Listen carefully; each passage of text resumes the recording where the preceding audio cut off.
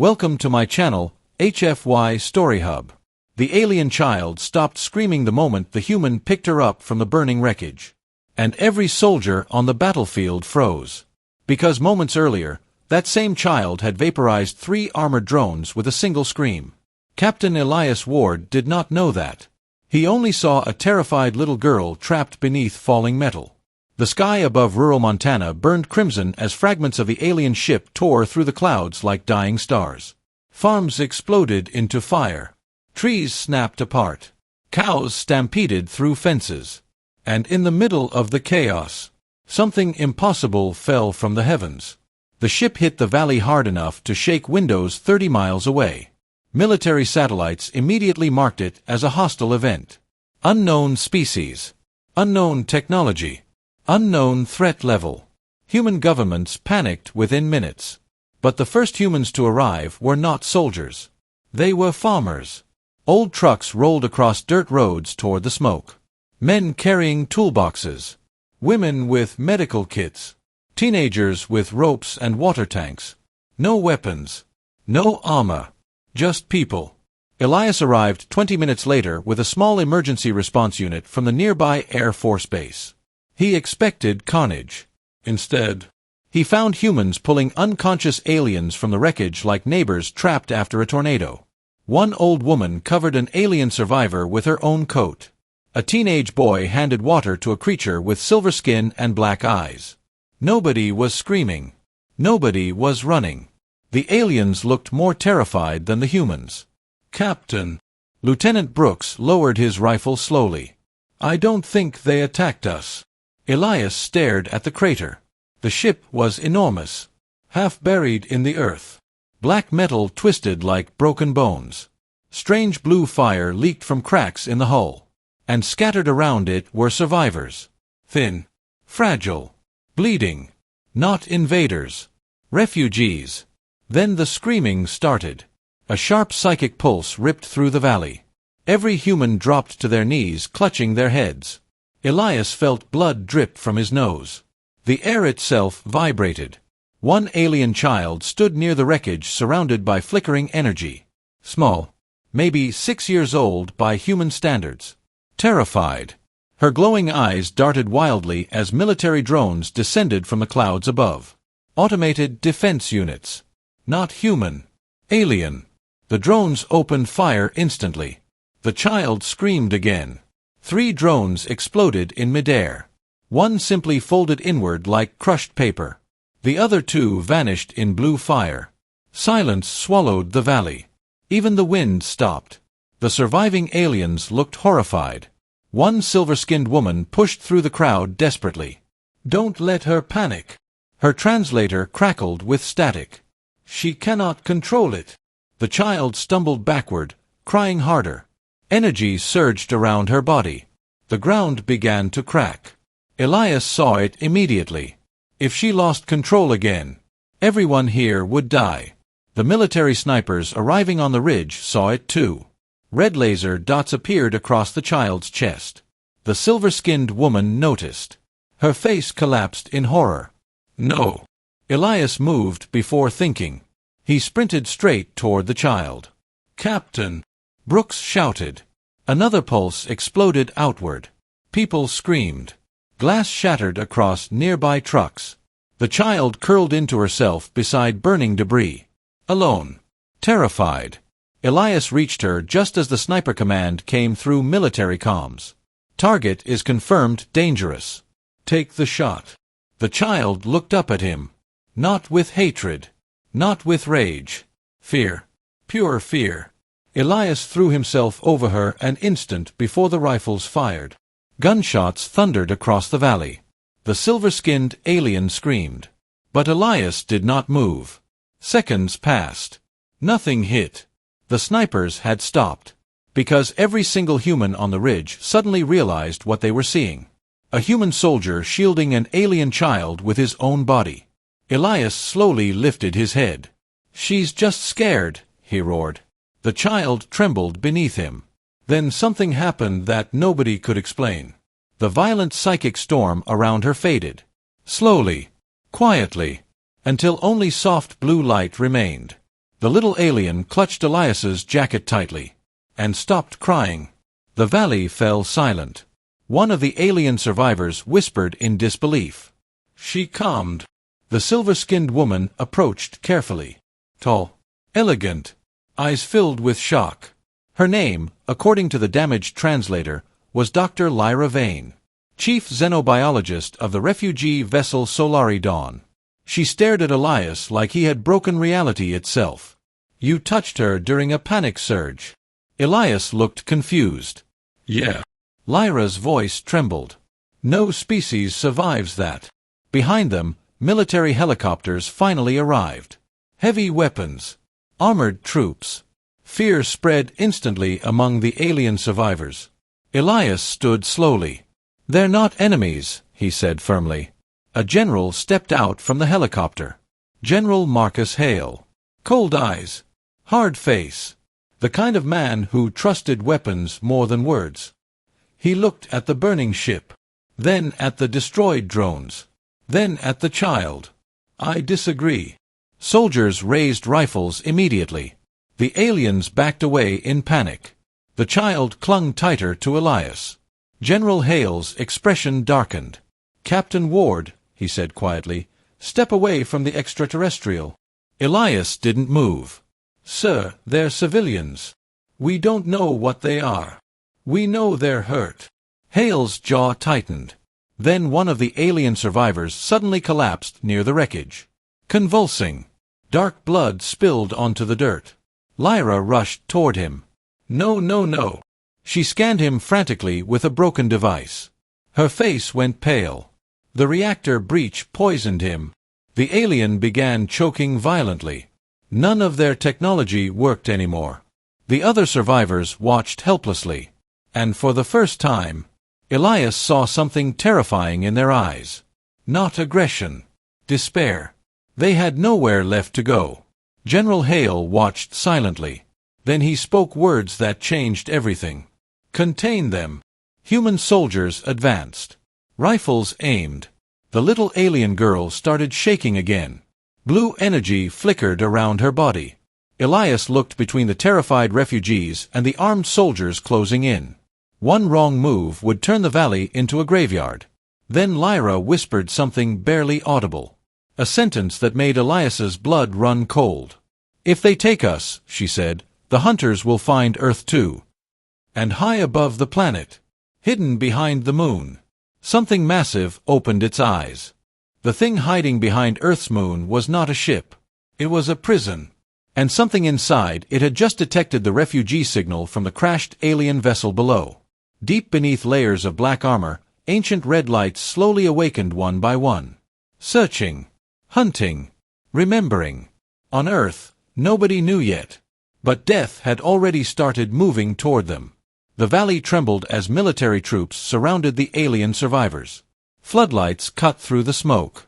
Helicopter blades thundered overhead. The little alien girl pressed herself against Elias Ward's chest. Terrified, General Marcus Hale stepped closer with armed soldiers behind him. No sudden movements, he warned. Dr. Lyra Vane raised her empty hands carefully. We do not want conflict.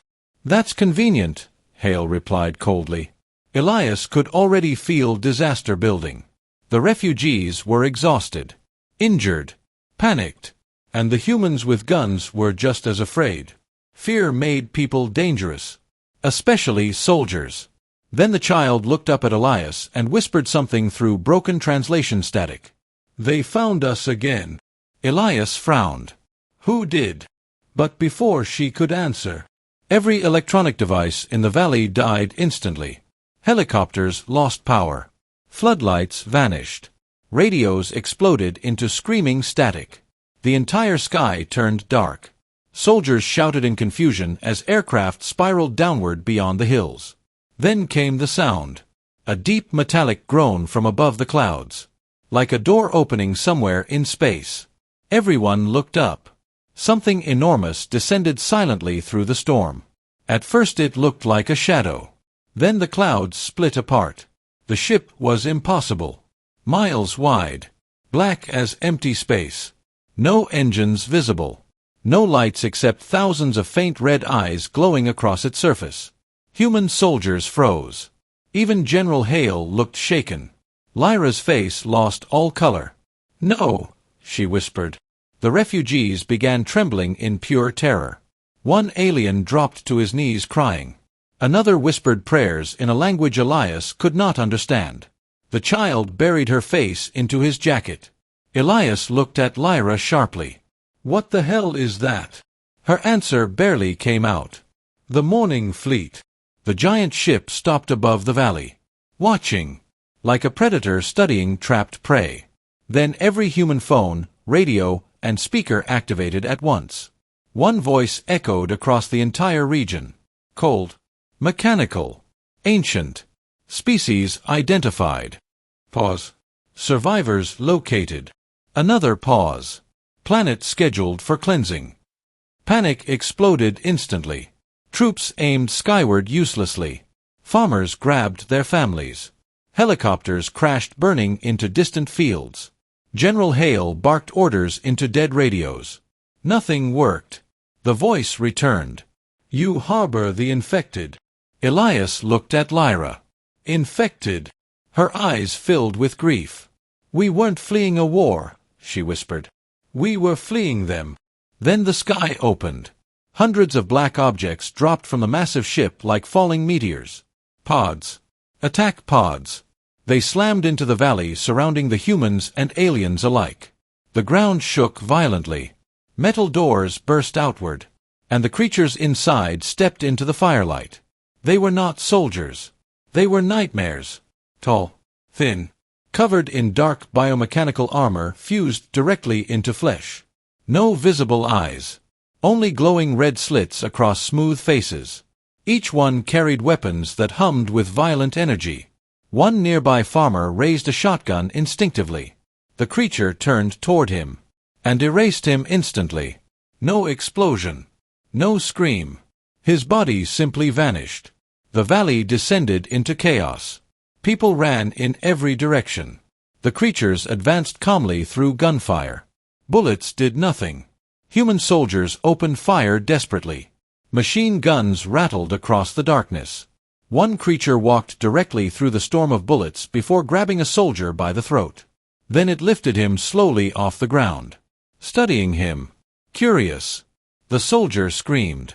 The creature snapped his neck casually. Elias shoved the alien child behind a truck. "Stay down."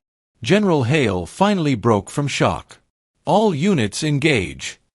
Missiles streaked through the valley. Explosions lit the night. For a brief moment, humans actually slowed the creatures down. One monster lost an arm. Another collapsed under heavy fire. Then they adapted. Red energy shields erupted around their bodies. Human bullets became useless again. Lyra stared in horror. "They're learning." Elias grabbed her shoulder. "What are these things?" She hesitated, then answered with visible fear. "They were once like us." Another explosion rocked the valley. The refugees scattered while the creatures hunted them specifically. Not the humans. The aliens. Like exterminators finishing unfinished work. One refugee was dragged screaming into the darkness. Another was shot through the chest while protecting children. The little alien girl covered her ears sobbing. "They always find us." Elias felt rage building in his chest. These people were already broken. Already running for survival. And now monsters from the stars had followed them to Earth. A creature suddenly appeared beside a civilian truck. Inside were 3 human children trapped in their seats. The monster raised its weapon. Elias ran before thinking. He slammed into the creature full force just as blue energy fired past them. The blast missed the truck by inches. The impact nearly shattered Elias's shoulder. The creature turned slowly toward him. Red slits glowing brighter. Studying him. Then something strange happened. It tilted its head. Confused. "Human," it said mechanically. Elias froze. The thing knew what he was. The creature scanned him again. Then spoke words that made Lyra scream in terror. "Impossible." Without warning, the monster attacked with terrifying speed. Elias barely dodged as metal claws tore through the truck behind him. Too fast. The alien warship above Earth began opening like a mechanical eye, and every satellite still alive detected the same impossible reading. A planet-killer weapon. Charging. The clouds twisted around the massive vessel as crimson energy gathered beneath its armored core. The night sky glowed blood red across half the continent. People thousands of miles away looked up in fear. Nobody understood what they were seeing. But in the valley below, everyone understood perfectly. Earth had just been sentenced to death. General Marcus Hale stared upward in horror as alarms screamed through the remaining military systems. "How long?" he demanded. A technician answered with a shaking voice. "Maybe 20 minutes before full discharge." 20 minutes. That was all humanity had left. Panic spread instantly among the soldiers. Some kept firing wildly at the biomechanical creatures.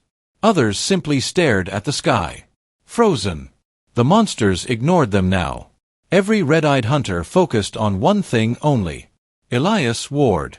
"The Guardian lives," one repeated coldly. Elias backed away slowly, protecting the alien child behind him. "I don't know what that means." Dr. Lyra Vane looked even more terrified than before. "You truly don't remember." Another explosion shook the valley. One hunter leaped onto a military vehicle, tearing through steel like paper.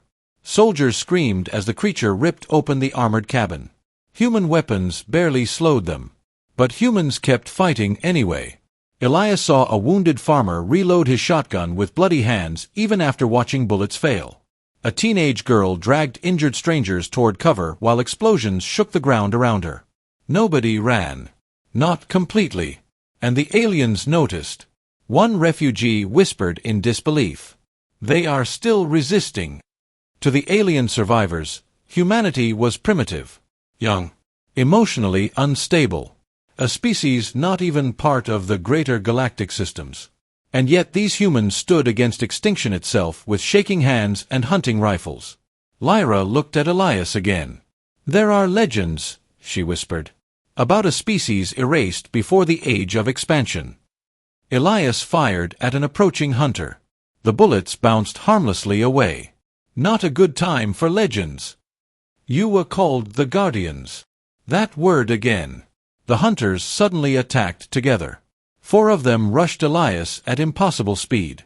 Brooks tackled one with a combat knife, screaming like a madman. The creature impaled him instantly through the chest. But Brooks still held on.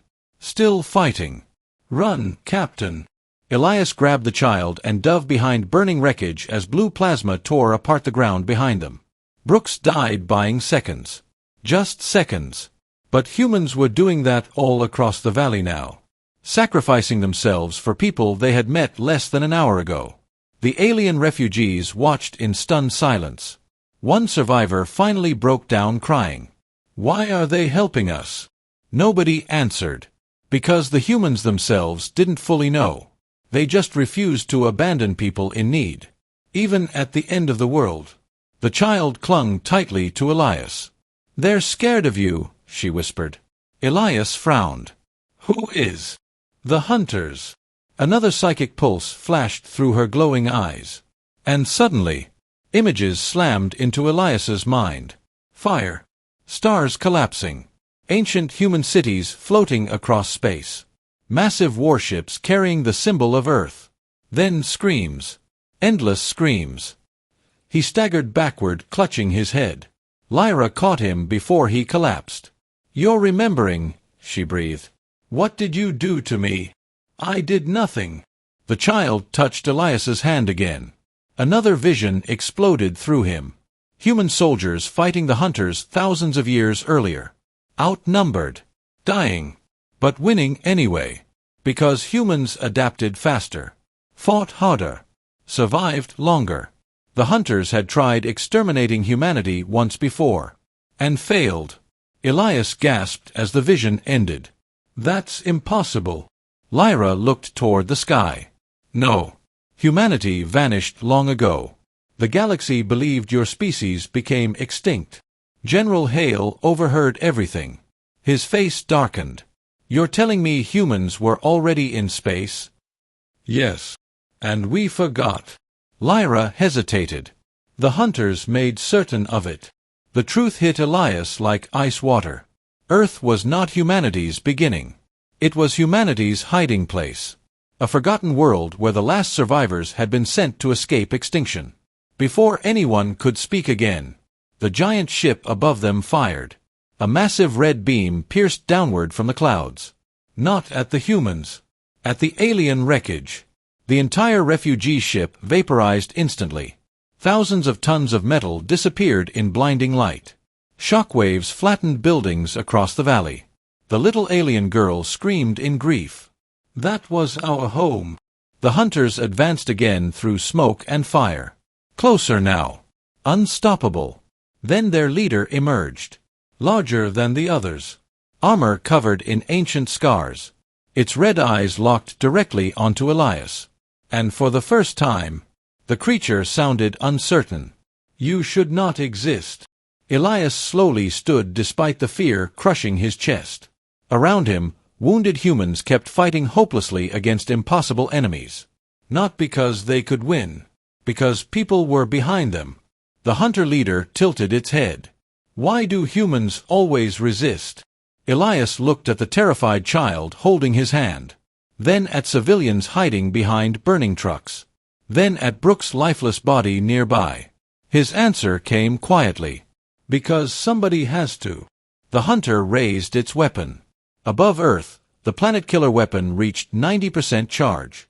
And deep beneath the burning valley, something ancient suddenly awakened beneath human soil. The ancient machine beneath Earth activated with a sound like the planet itself was waking up. And the hunters immediately began retreating. Not tactically. Fearfully. The ground split across the burning valley as massive steel structures rose from beneath miles of rock. Hidden doors unfolded outward. Towers emerged from the darkness below. Ancient human symbols glowed across black metal buried thousands of years earlier. General Marcus Hale stared at the impossible sight with shaking eyes. This was under us the whole time. Elias Ward stepped backward slowly as the earth continued trembling beneath his boots. The little alien girl held tightly onto his hand. Blue light flickered in her glowing eyes. They found the Guardians, she whispered. Above the clouds, the giant hunter warship shifted position immediately. Its planet-killer weapon turned downward, charging faster. The hunters knew what was waking below Earth, and they were terrified of it. Dr. Lyra Vane looked between the ancient structures and the sky with visible disbelief. Our histories said humanity died in the extinction wars. A deep human voice suddenly echoed across every radio frequency on Earth. Calm. Cold. Automated. Arc Defense Network online. The entire valley froze silent. Then another message followed. Final human military authority restored. General Hale's face lost all color. The system continued. Threat recognized. Pause. Hunter species confirmed. Another pause. Extinction countermeasures authorized. The giant ship above Earth fired first. A massive red beam ripped downward through the clouds. Elias grabbed the child instinctively. But the beam never touched the valley. A glowing shield exploded upward from the underground structures and blocked the attack completely. The impact lit the night like a second sun. Shockwaves rolled across mountains. Windows shattered for miles. But the shield held. The hunters panicked. Human cannons emerged from beneath the earth. Enormous. Ancient. Still operational after thousands of years. Then Earth answered. One white beam fired silently into the sky. No explosion. No warning. The giant hunter warship split in half instantly. Burning debris rained through the upper atmosphere. Every human and alien in the valley stared upward speechless. The impossible was real. Humanity had once been far more advanced than anyone imagined. And the hunters remembered exactly why humans had terrified the galaxy. The biomechanical soldiers in the valley suddenly attacked desperately. Not to win. To survive. One creature lunged toward the alien refugees hiding behind destroyed vehicles. Elias intercepted it with a stolen plasma rifle. The blast barely slowed the monster. It slammed him violently into burning wreckage. Pain exploded through his ribs. The creature raised its blade, then stopped. The little alien girl stood between them, small, shaking, but standing. Blue psychic energy surrounded her body like living fire. The hunter stared at her carefully, then toward Elias. Its mechanical voice cracked slightly. The guardian bloodline survived. Elias coughed painfully. "What are you talking about?" Dr. Lyra finally understood. Her eyes widened in horror. "The child bonded with you." General Hale looked confused. "Meaning?" Lyra's voice trembled. The old human guardians could synchronize emotionally with other species. Protect them. Strengthen them. The child looked back at Elias softly. "You make the fear quiet." Another hunter charged through the smoke toward them. But before Elias could react, the child released a psychic wave. Blue light blasted across the battlefield. Every hunter froze instantly. Weapons died. Armor shut down. One by one, the biomechanical monsters collapsed motionless into the dirt. Silence consumed the valley. The child swayed weakly afterward. Blood trickled from her nose. Elias caught her before she fell. "You okay?" Her tiny hand grabbed his sleeve tightly. "Tired." Then her eyes closed. Above Earth, the surviving hunter ships immediately began retreating into deep space. Running. The predators of the galaxy were fleeing from humanity once again. But the danger was not over. The damaged planet killer weapon aboard the destroyed hunter flagship was still charging uncontrollably. General Hale looked at the readings in horror. "It's going critical." Lyra's face went pale. "If it detonates in orbit." Elias understood instantly. Earth would still die. The ancient human defense network responded immediately. Manual interception required. Hale looked upward helplessly. "There's no time." Then Elias saw something resting inside the underground structure behind them. A ship. Old human design. Waiting. Like it had been waiting specifically for this moment. The defense system spoke again. "Guardian vessel ready." Elias looked at the unconscious child in his arms. Then at the burning sky. He already knew. General Hale grabbed his shoulder immediately. "No. Absolutely not. If that thing explodes, everybody dies. You won't survive." Elias gave a tired smile. "Somebody has to go." The nearby alien refugees watched silently. One farmer stepped forward suddenly. Then another. Then soldiers. Volunteers. Humans ready to die beside him without hesitation. Lyra stared at them in emotional shock. No orders. No coercion. Just humans choosing sacrifice for people they barely knew. Elias looked at them quietly. Then shook his head. "One pilot's enough." Minutes later, the ancient human fighter launched into the storm above Earth. The entire planet watched. A single ship climbing toward certain death. Inside the cockpit, old systems flickered alive around Elias. One final message appeared on screen. "Welcome back, Guardian." He smiled weakly. Guess humanity really was hiding. The damaged hunter weapon glowed brighter ahead of him.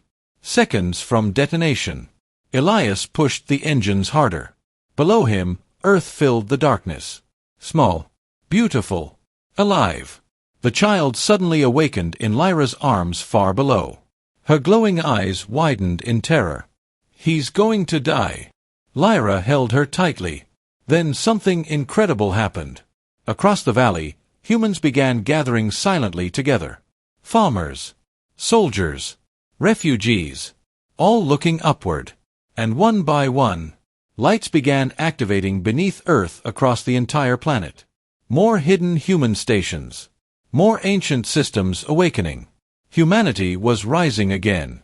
Elias reached the weapon core. No time left. He whispered one final sentence softly into the comms. "For Earth." Then the stars disappeared in white light. Days later, the world mourned Captain Elias Ward.